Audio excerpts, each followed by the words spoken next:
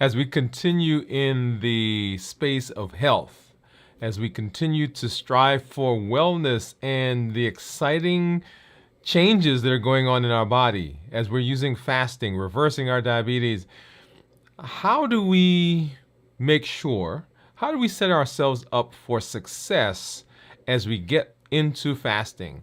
When we have those times where it seems like, oh, we just can't make it that last mile, we can't make it that last day, those last hours, how do we go about setting ourselves up for success in our fasting process? With the use of an amazing tool called visualization. And we're going to talk about that here tonight. Hey, if you're new to me, I'm Dr. Dwain Woode. That's Wood with an E. The E stands for endocrinology. Here in the channel, I educate, I empower, and I encourage you to take charge of your health and your life, avoid complications, and go to the next level. And in this year, new you. I'm talking to adults with type 2 diabetes who want to put their diabetes in remission, get off of medication, in fact, who want to reverse their doing. One of those amazing tools in our bag of tricks and our bag of tools, right? If you're new, go ahead and put new in the comments because we'd love to welcome you with a hand clap and some music. And say hello to you, let you know that we're happy that you're here. If you also have questions as we go throughout the evening, as we go throughout the program, I guess I should say, go ahead and drop those in the comments, drop those in the chat so that we can get to those as well. You know how we do. I've got my monitors look at here. And right below, I've got my Dexcom Clarity Report as I am right now 27, let's see,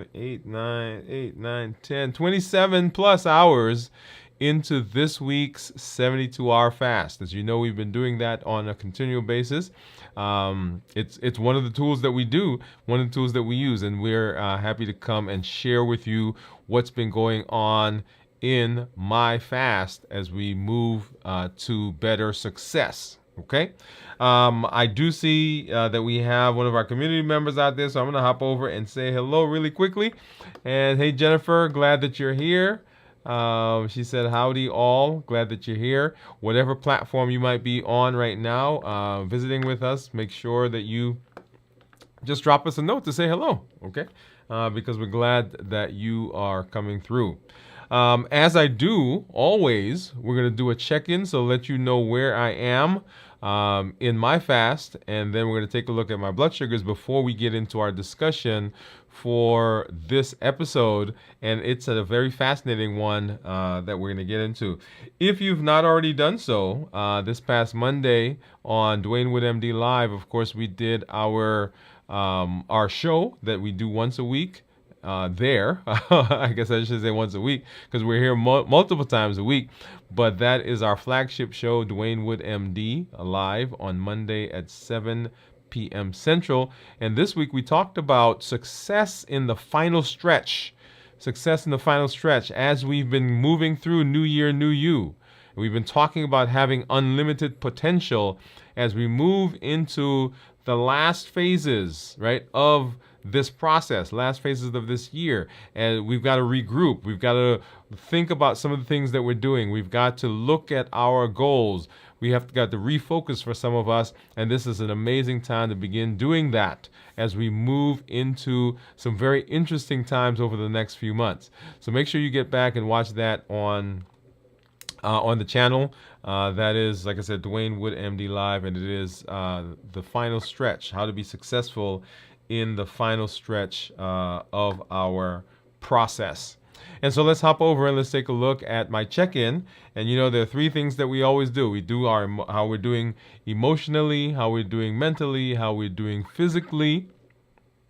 And when we talk about the check-in really is to begin helping you ask some questions as you're moving through the process as well. I share with you where I am, how I'm feeling, and then give you some pointers for what things you should be thinking about and what things you should be looking at as you are also moving into the check-ins. You should be checking in with yourself to make sure that you set yourself up for success Okay. All right. So physically, and when we talk about physical in terms of fasting, often what we're talking about here is how people are feeling in terms of their energy level, whether they're feeling drained, whether they're feeling fatigued, other than fatigue that comes because you didn't rest, right? We're talking here now about the drop or dip in energy that sometimes people will feel as the body is beginning to switch from using certain, I shouldn't say certain, using carbohydrates as the source of energy and probably getting into fat burning, ketosis, and so forth. So sometimes people will feel that as a drop in the energy, and that shows up physically. Now, let me hasten to say that if you're not doing a good job of resting, then you may feel the drop in energy, and sometimes you think that it's the fasting that's doing it, but it's actually not the fasting, it's just that we didn't rest, okay? So right now I'm feeling good. I'm feeling energetic actually.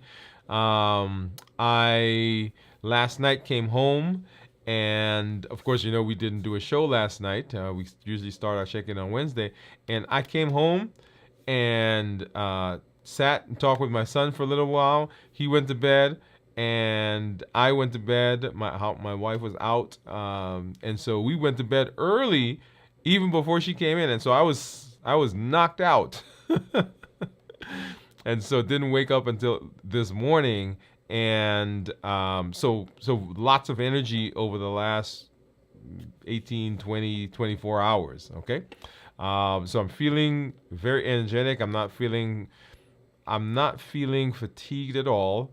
Now I'm up later, and today was a busy day, so I may be feeling some of that, but I'm not feeling drained. Okay, so physically, and then of course the other things that come on the with people, particularly people who have diabetes, sometimes they'll say, hey, I'm taking medications. If I don't adjust my medication, sometimes that can cause a dip in my blood sugar, and I begin to feel palpitations, lightheaded, dizziness, sweatiness, and all those other things. I'm not feeling any of that right now. And then mental. So I'm not feeling sluggish. I'm not feeling foggy. I'm not feeling dull. Doesn't feel like I'm grasping for words or ideas, or my ability to do reasoning and calculations is not impaired. I think I shared with you guys that one of the things I do is I listen to podcasts, or a couple of channels that I do, and they do math. That's what they do. They do algebra. They do differential equations. They do calculus. They do physics problems, and that's really how I do that. Yeah, I know. I know. It's a weird thing, but that actually relaxes me, believe it or not, and I can always tell when I'm feeling a little bit sluggish, because sometimes trying to do a problem, it takes me a little longer than it normally would. So right now, not feeling any of that at all. That also, if we're not doing a good job of resting, then it will show up in the mental part of our check-in as well. So make sure you're asking yourselves those questions. How am I feeling physically, mentally, and is this really the fasting that's doing it, or something else that's going on? And then, of course, emotionally. And this week actually has been a pretty good emotional week. I'm feeling excited. I'm feeling pumped. I don't really have a lot of things going on this week. Like, I don't have a lot of, other than working and, of course, being here in this space with you, have a lot of other things that are going on. I mentioned to you that in Labor Day every year is when I really start in earnest my plans for. And so, we went away on our trip, and I've got all these exciting things that are in my head. I've got papers and my journal, and I'm sending out emails. So for me, that's an exciting process, and so that pumps me up. So emotionally, feeling pretty good. On Fridays, we normally do our check-in where we do a complete review of fasting.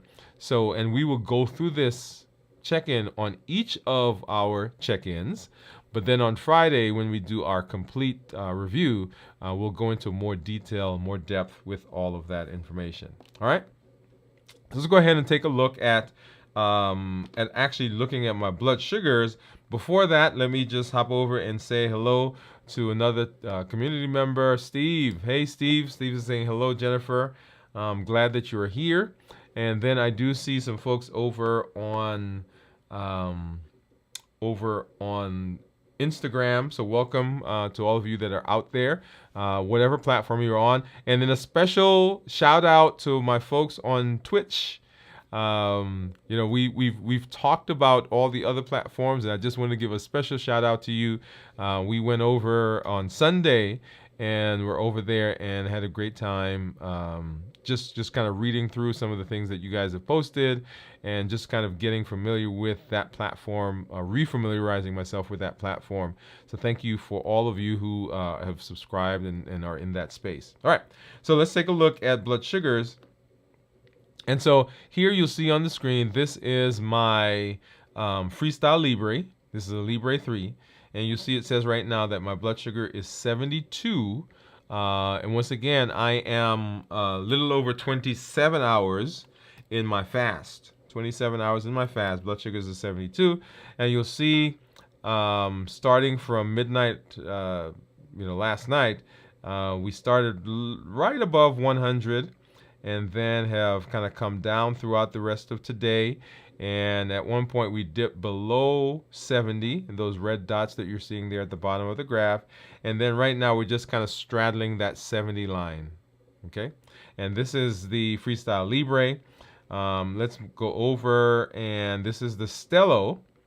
And the Stello is the over-the-counter version of, well, I shouldn't say version. It's the over-the-counter offering by Dexcom, right? This is for, you don't need a prescription. You can actually just go to their website and get that.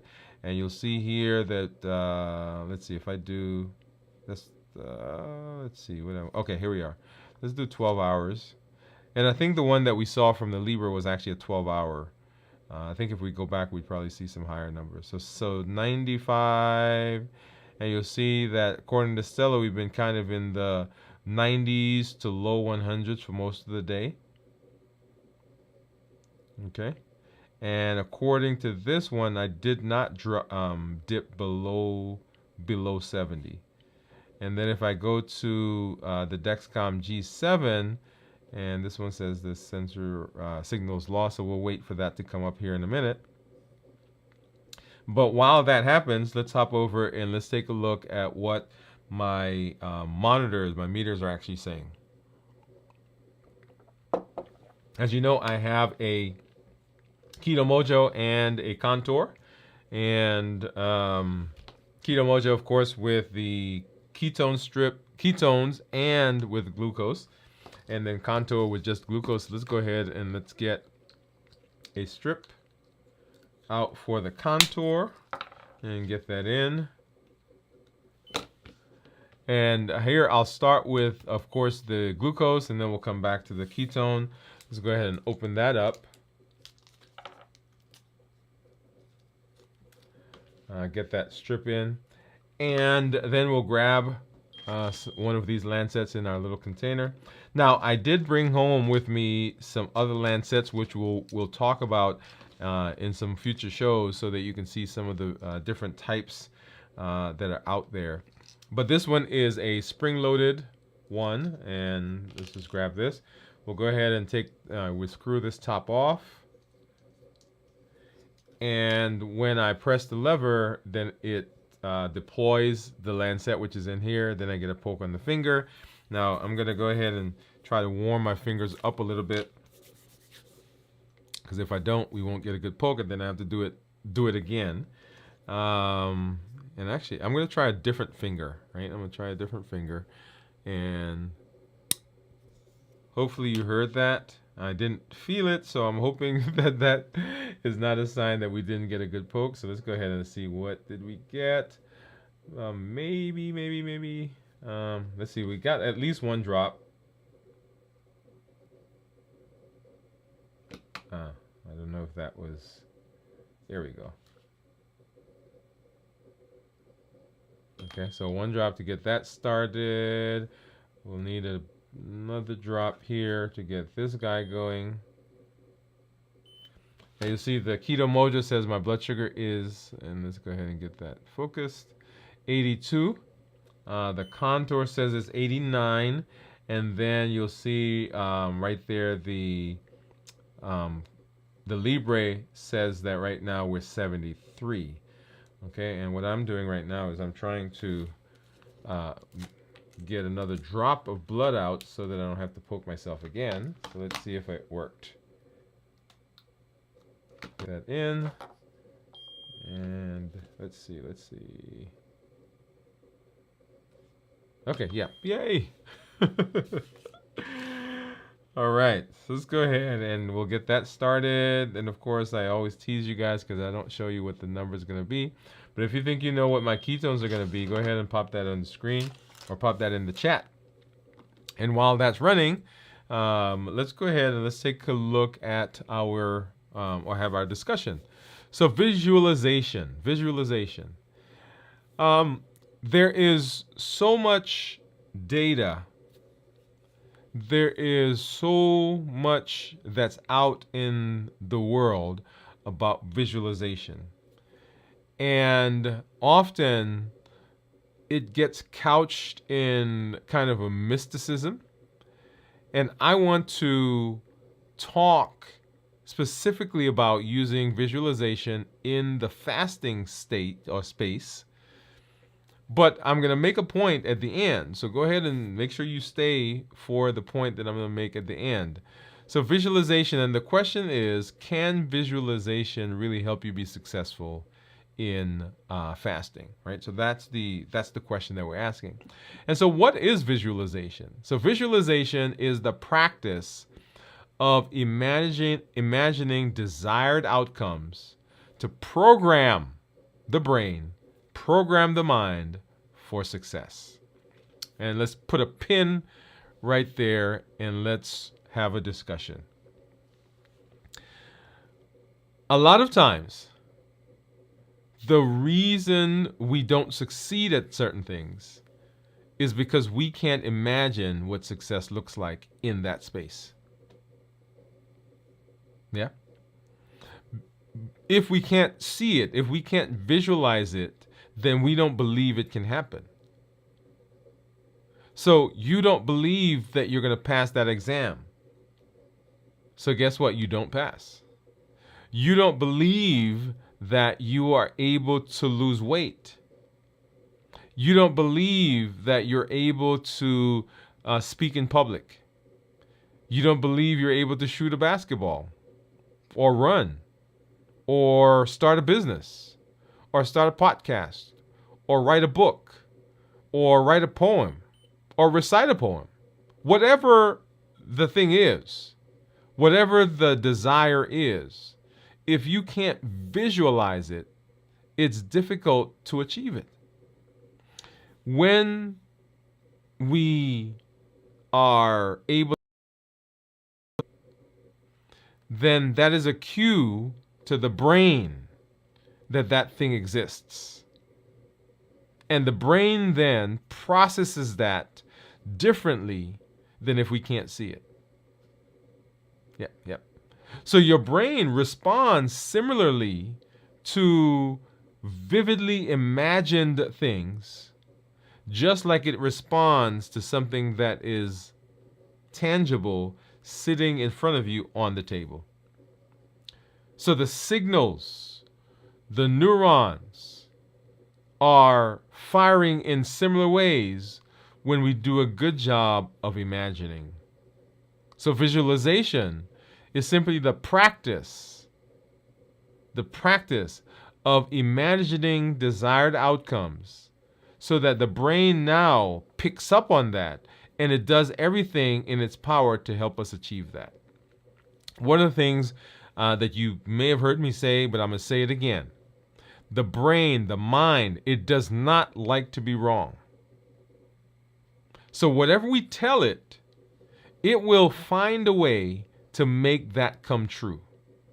So if you say you can't do something, then the brain says, how do I make those two things true?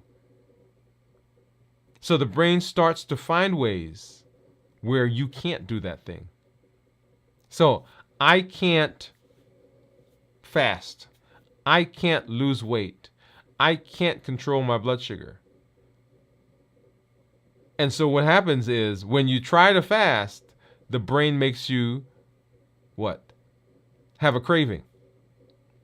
When you try to maintain good blood sugars, the brain pushes you to eat something that causes the blood sugar to go up.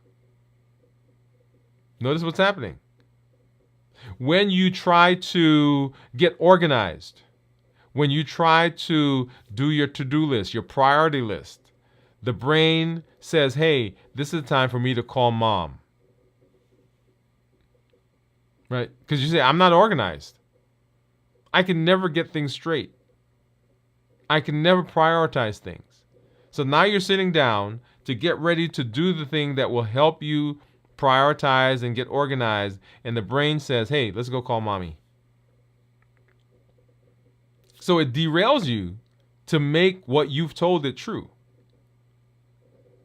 So the opposite is also true.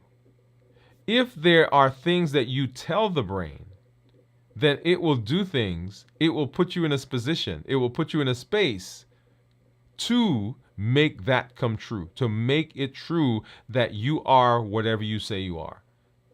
I tell myself, a content creator. So my brain is always looking around for things that are content. Right? In fact, I told you guys that I'm working on a project right now that I was really watching a podcast. And in the podcast, they were talking about this process. And my brain says, hey, you do this regularly. So let's create some content from that. And that birthed this content that I'm creating right now. You guys will see that coming out. Right? So now, because I tell myself I'm a content creator, everything around me becomes content. So I'm always seeing content I can't shut it off anymore. Because it's there. Because the brain is now my ally. So visualization is the way of the practice of training the mind, of programming it to be successful. That's what visualization is. So let's talk a little bit about the science behind visualization. The science behind visualization. So visualization strengthens neural pathways. Neural pathways that are related to focus and discipline.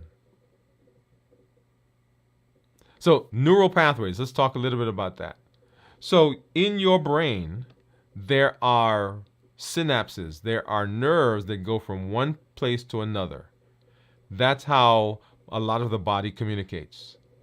Now, as a hormone guy, right, I think the best thing in the body, those are hormones. So the body communicates through hormones.